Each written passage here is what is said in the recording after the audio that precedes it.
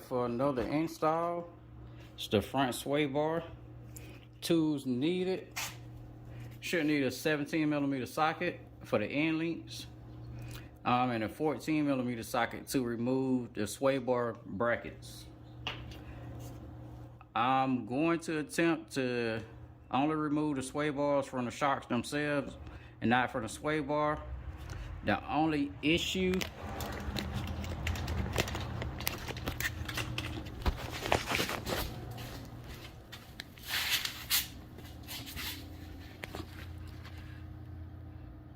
is this wire that goes to the electronic steering rack.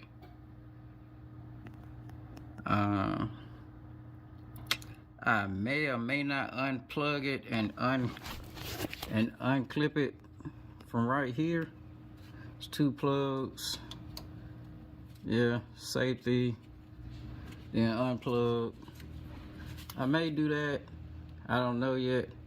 I'll see how annoying it may get. I may just be able to get away with unclipping here, pulling out, and getting past it that way.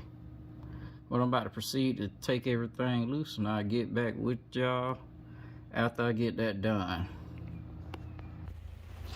Okay, so I was able to get it out.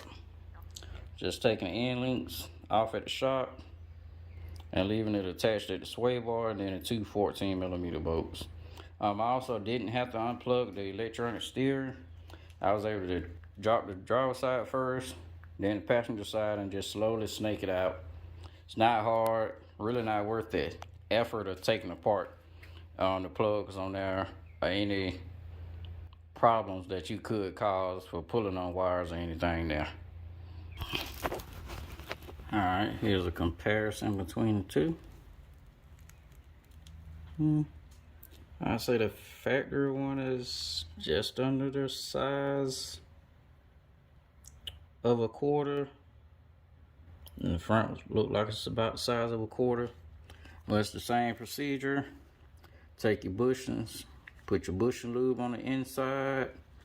I also put a little up against the face on that side, facing outwards. So as it rub against this poly bushing, it doesn't gall it or anything like that. Also, spacers. These spacers go under there. Don't know exactly why the car needs it, but per the instructions, you use the spacer. So I'm going to follow instructions and use the spacer.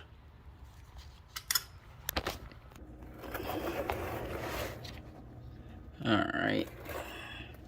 As for why it needs a spacer, from the factory one has a little concave area. So it uses the spacer to bridge that and make it flat. So that's why they use a spacer right there, just to make it flat for the bushing to mount. Alright guys, I've finished installing. Went ahead and lowered down the car, but I needed to mention this part. If you did the white line end links or the other brand, I forgot who else make aftermarket end links for us, but on the white lines, I bottled them out because when I adjusted them, I had some thread in between. I had an issue with them not staying put and wanted to come loose. And I actually was riding around for months with one of them loose because my passenger side, that was the one that stayed tight initially, and I kept having issues with this one, even with thread locker on them. But it always had a rattle. So if you got a rattle, you know it's loose.